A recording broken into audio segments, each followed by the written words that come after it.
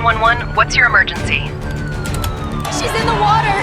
The whale's got her! He won't let go! Oh God, she's not moving! Please hurry! Please! Ma'am, stay on the line. The line went quiet. The water didn't. February 12th was supposed to be another breathtaking afternoon at Pacific Realm Marine Park. Families smiling, children squealing from the splash zone, and at the center of it all, Marina Ellis. Calm, radiant, leading the show with the Orca she called her partner. But what happened that day wasn't a show. It wasn't part of the script. It was 7 minutes of terror, a brutal unraveling of trust, instinct, and the illusion of control. This is the story of a woman who believed in connection, and what happened when that belief met the wild heart of a captive giant. If you're watching this right now, tell us in the comments, have we asked too much from the wild in the name of wonder? Like, comment, and subscribe for more stories that reveal what lies beneath the surface. Long before the applause, the spotlight, or the deadly silence that would one day define her story, Marina Ellis was just a quiet girl from a windswept town in Oregon, where the ocean whispered just beyond the trees. While other children watched cartoons and played with dolls, Marina sat cross-legged in front of a dusty old TV, rewinding tapes of ocean documentaries until the film crackled. She didn't marvel at princesses. She memorized whale calls. By the age of 10, she could name every species of orca and imitate their vocalizations with eerie precision. Her room wasn't filled with posters of pop stars, but with laminated photos of marine mammals and hand-drawn sketches of dorsal fins. Her fascination wasn't shallow, it was reverent. Where others saw predators, she saw intelligence. Where others saw size and teeth, she saw poetry. At 15, Marina began volunteering at a local aquarium. While her classmates flipped burgers after school, she scrubbed algae from glass tanks, logged feeding times, and spent her breaks quietly observing animal behavior. She never boasted, never sought attention, but her questions made the staff pause. Even seasoned trainers were taken aback by her depth of curiosity and calm presence. Her path was never in doubt. Marina earned a scholarship to study marine biology at the University of Washington and graduated near the top of her class. But academic accolades meant little to her. She didn't want awards. She wanted understanding. Her dream wasn't to dominate nature, but to speak its language. When Pacific Realm Marine Park offered her a training position, it felt less like a career step and more like the fulfillment of a destiny. She arrived on her first day not with arrogance, but with awe. Behind the glass, she saw not just animals, but individuals, minds, souls. Among them was Nyros, the largest orca in captivity. And though she didn't know it yet, the bond between them would define both of their lives and end one of them. The first time Marina Ellis stepped through the gates of Pacific Realm Marine Park, she didn't feel like she was starting a job. She felt like she was stepping into a cathedral. The scent of salt water, the echo of trainers' whistles, the glint of sunlight bouncing off tanks, all of it made her chest swell with a mix of reverence and anticipation. This was more than a workplace. To her, it was sacred ground. She started humbly, prepping fish buckets, scrubbing platforms, observing from behind the scenes. But even in the smallest tasks, Marina was attentive. She didn't just memorize routines. She read body language, watched breathing patterns, noticed when a whale lingered a moment longer near a trainer's signal or when it veered off cue. Her learning wasn't technical, it was relational. Then came Nyros, towering at over 22 feet and weighing more than 6 tons. Nyros was both the park's pride and its quiet fear. Captured young, raised in concrete, his body carried the scars of decades in captivity. Trainers respected him, but none claimed closeness. He was unpredictable, impressive, but distant. Until Marina. From the start, something shifted. When she entered the enclosure, Nyros didn't turn away. He approached. When she offered signals, he responded, not out of habit, but with focus. Other trainers noticed the way his posture softened around her, how he floated closer, how his powerful frame slowed in her presence. Marina didn't demand submission. She extended trust. And somehow, Nyros returned it. Her reputation grew quickly. The rookies sought her guidance. Senior staff acknowledged her touch. But Marina never let it inflate her pride. She kept her clipboard close, her eyes observant, her voice calm. She believed in mutual respect, not dominance. And yet, beneath the applause and admiration, an unspoken truth remained. Nyros was still a predator. No matter how deep the bond, his instincts had never been tamed, only delayed. But in Marina's eyes, he was not a threat. He was a partner, a friend. She saw no danger in the way he circled slowly beneath her.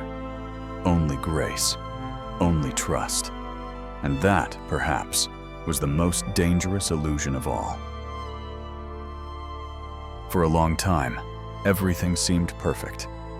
Nyros followed cues with eerie precision. He responded to Marina's signals with an almost human attentiveness, his massive head tilting toward her as if listening. Guests whispered in awe during their shows, convinced they were watching something magical, a connection beyond explanation. But magic, even the most convincing kind, has seams. It began subtly. At first, Nyros lingered too long at the bottom of the tank between routines. Then came the periods of logging, floating motionless at the surface, eyes half closed, as if lost in another world. Some days, he would ignore minor commands. Other times, he would respond too late or too aggressively. His jaw began to pop, a sharp cracking sound that echoed against the acrylic walls, a behavior orcas used in the wild to signal irritation, dominance, or warning. Veterinarians made notes. A few trainers raised quiet concerns, but the reports were buried beneath stacks of scheduling memos and performance prep sheets. Nyros was the park's star. His breeches sold tickets. His size drew headlines. Slowing down his appearances meant losing revenue. And in a business built on spectacle, silence was easier than disruption. Marina noticed the shifts, too. She documented them in her logbook, short entries about delayed reactions, unusual stillness, flat mood. But she didn't panic. She believed in consistency, in positive reinforcement, in patience. She thought perhaps Nyros was just tired or bored. After all, wouldn't she be too, trapped in the same glass tank every day? Her colleagues urged caution. "Take a break from him," one whispered. "Let someone else handle the next set." But Marina shook her head. She trusted Nyros. She had seen his softer side, his curiosity, his restraint. To her, he wasn't showing aggression. He was communicating, and she just needed to listen better. But some things don't speak in words. Some truths don't arrive as warnings. They rise slowly, like a tide, until you're already drowning in them.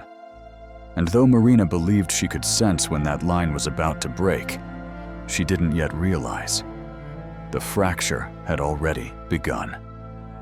The morning of February 12th began like countless others. The Florida sky was a pale blue canvas, and a warm breeze rippled across the surface of the Orca tank at Pacific Realm Marine Park.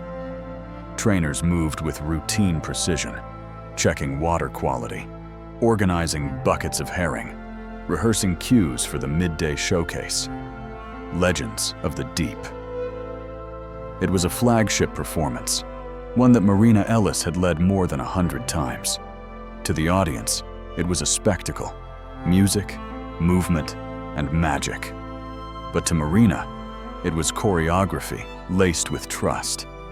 Every motion depended on unspoken communication, every gesture shaped by years of repetition and reinforcement. And at the center of it all was Nyros. She arrived earlier than usual, walking the concrete halls behind the exhibit with a clipboard in one hand and a half-finished cup of coffee in the other. When she passed the underwater viewing glass, she paused, watching Nyros glide in slow circles along the perimeter. He looked calm, his body smooth and unhurried. But something about his eyes unsettled her.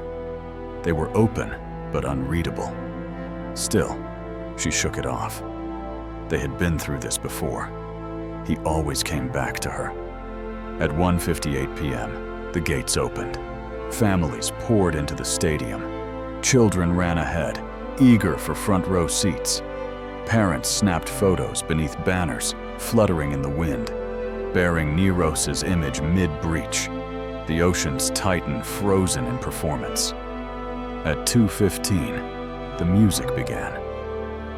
Marina stepped onto the stage in her black wetsuit, hair slicked back, headset in place. She smiled, waved, and moved into her routine as if nothing in the world could go wrong. And for a time, nothing did. Nyros responded to his cues with power and grace. A platform slide here, a spin there, his massive frame a ballet of precision. The crowd cheered, cameras flashed, but trainers watching from backstage noticed it. The way he slapped his tail just a little harder, the moment of delay before accepting a hand signal, the subtle tension in his glide. Not mistakes, but deviations. And with Nyros, even a fraction of unpredictability was enough to raise concern. Then came the final sequence. Marina walked toward the edge of the pool, crouching above the submerged platform. She extended her arm, signaling the familiar side swim, a move Nyros had performed flawlessly dozens of times. But this time, he didn't turn. He didn't rise beside her. He launched. Witnesses said it looked like an explosion. One moment, Marina was kneeling. The next, she vanished in a spray of water and muscle. Some spectators clapped, mistaking the movement for a dramatic finale. But the trainers didn't. They ran. Whistles shrieked. Emergency tones echoed beneath the surface. Fish were thrown in distraction. But Nyros was no longer listening. What had begun as a performance had become something far more primal. The show was over, and Marina was already beneath the surface, trapped in the jaws of the creature she had trusted most. The moment Marina disappeared beneath the surface, a chilling silence fell over the stadium. For a heartbeat, no one moved. Then came the screams. Whistles pierced the air. Red emergency flags were raised. Trainers sprinted across the platform, shouting codes into radios. But it was already too late.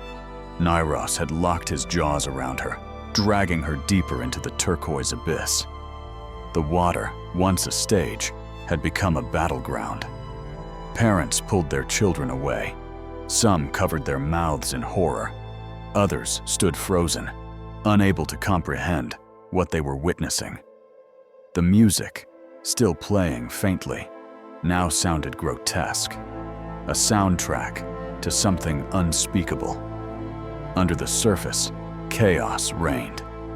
Marina was no longer a performer. She was a captive, caught in the jaws of 12,000 pounds of instinct. Nyros thrashed violently, slamming her body against the walls of the tank, lifting her out of the water only to yank her back down. Her wetsuit tore. Blood bloomed into the chlorinated sea, faint at first, then blooming in clouds. One of her shoes flew off. Witnesses recalled the sound of her head hitting the acrylic wall, the way her limbs flailed, then fell still, then moved again. Desperate, human, fading. She fought. She twisted, kicked, tried to push off his rostrum. But there was no leverage, no escape. Not against the raw power of a creature engineered by nature to kill with a single blow. Trainers threw fish, pounded on metal sheets, deployed underwater tones, high-pitched sonic cues meant to interrupt a whale's focus. But Nyros didn't flinch. His eyes were locked, his movements deliberate. He wasn't panicked. He was purposeful, as if reclaiming something taken long ago. 7 minutes passed like eternity. Each second stretched, not into hope, but into helplessness. Marina surfaced briefly, her face bloodied, eyes wide, and then she was pulled under again. Her body jerked violently. The water churned. One final breach sent a spray across the first 3 rows, and with it, something unmistakable. The last gasp of a life unraveling. At 2:22 p.m., the struggle ended. Nyros began to slow. He circled lazily now, Marina still gripped in his jaws. Trainers coaxed him toward the medical lift, calling his name like it meant something. Eventually, he released her. Not in surrender, but in completion. Her body floated to the surface. She was unresponsive. Paramedics rushed in, began CPR beside the pool. But the damage was irreversible. The stadium had gone quiet. No applause, no gasps. Only the muffled sobs of spectators and the steady drip of blood from the platform edge. It hadn't been a show gone wrong. It was a reckoning. 7 minutes that shattered everything. The news broke before the water had time to settle. By sunset, headlines spread across every major outlet. Trainer killed by killer whale at Pacific Realm. Beloved performer dragged to death during live show. Spectacle turns tragedy in front of families. Marina's smiling face was plastered beside images of Nyros breaching, a grotesque contrast between illusion and reality. The dream had cracked, and through the fracture, the truth began to pour out. The park closed its gates. Showtimes vanished from the schedule. Barricades and yellow tape wrapped around the Orca stadium. A statement was released, sterile, rehearsed. We are heartbroken. We are cooperating with authorities. Our thoughts are with the family. But for many, it wasn't enough, not nearly. Former staff began to speak. Whispers once exchanged in locker rooms now became testimonies. Internal memos surfaced. Warnings about Nyros' behavioral decline. Red flags logged and dismissed. Trainers had raised concerns. Veterinarians had documented stress indicators. But the responses were always the same. Stay the course. He's fine. Don't alarm the guests. Now, those choices stood trial. Not in court, but in the public eye. Animal rights organizations mobilized overnight. Protests erupted outside the park. Candlelight vigils from Marina stood beside posters reading, "Captivity kills," and "Her blood, their silence." Hashtags surged. Justice. For Marina. Free the Orcas. Shut down Pacific Realm. Behind the scenes, investigations launched. Regulators combed through hours of performance footage, cross-referenced incident reports, and interviewed staff under oath. What they found was not just a tragedy, but a pattern. A culture that normalized risk, buried danger, and packaged it as entertainment. The autopsy confirmed what few could stomach. Marina had not simply drowned. Her body bore the evidence of violence: broken ribs, crushed vertebrae, ruptured organs. Drowning was only the final blow. The cause was deeper, systemic, institutional, avoidable. Within days, Pacific Realm suspended all-in-water contact with orcas. No more rides, no more dives, no more shared routines. The trainers stayed dry. The tanks, once full of synchronized movement, now rippled in stillness. Marina was gone, and with her, something else had died. The illusion that trust alone could tame the wild. That human hands could command something so vast without consequence. And as the waves lapped gently against the glass walls, the park stood not as a kingdom, but a monument to a silence too long ignored. Marina Ellis was laid to rest beneath a sky as vast and blue as the ocean she had loved. The ceremony was quiet, surrounded by family, friends, former colleagues, many of whom still wore the uniforms they once shared with her. But beyond the tears and tributes, a larger reckoning had begun.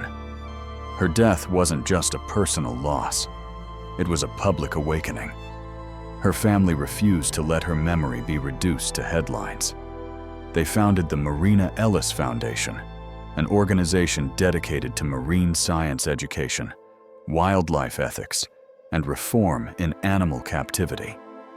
Scholarships were offered to students who, like Marina, saw beyond spectacle, who understood that wonder must walk hand in hand with responsibility. Her story became a case study in universities and marine training programs across the country. New trainers were shown her footage, not just of the final show, but of the years she spent building trust, nurturing patience, and believing in a deeper connection between human and whale. They studied her not as a warning, but as a symbol of devotion, and as a reminder of its limits. As for Nyros, he was never returned to public performance. He spent his remaining years in a back tank, isolated from crowds, from routines, from applause. He circled alone in silent water. No music, no signals, only the echoes of what once was. Some saw his fate as justice. Others saw it as another tragedy. A creature shaped by captivity, punished for responding the only way he knew how. He died 3 years later. No announcement, no ceremony. But even in death, his shadow lingered. Not as a villain, but as a mirror. A reflection of what happens when we trade nature's complexity for control. When we mistake cooperation for submission. When we believe love alone can hold back instinct. Marina knew the risks. She didn't walk blindly. She walked with hope. She believed in harmony, in the beauty of coexistence. But belief, no matter how pure, cannot erase the wildness etched into muscle and memory. Her death shattered the illusion. And as the glass walls of Pacific Realm slowly faded from public favor, replaced by questions, protests, and overdue reform, her voice still echoed, not in sound, but in change. She is gone. But what she stood for, that has only begun. Marina Ellis believed that trust could bridge the space between species, that patience, kindness, and understanding could calm even the wildest heart. She didn't die chasing fame. She died holding on to a dream that the world could be gentler, even inside glass walls. But her death exposed a truth we can no longer ignore. No matter how deep the bond, nature cannot be caged without cost. Her story is not just one of tragedy. It's a call to look closer, to question what we applaud, and to rethink what we call entertainment. If Marina's story moved you, if it made you pause, or feel something stir inside, please let us know in the comments. Like this video, subscribe for more true stories, and share this with someone who needs to hear it. And tell us, do you believe trust alone is enough to tame the wild?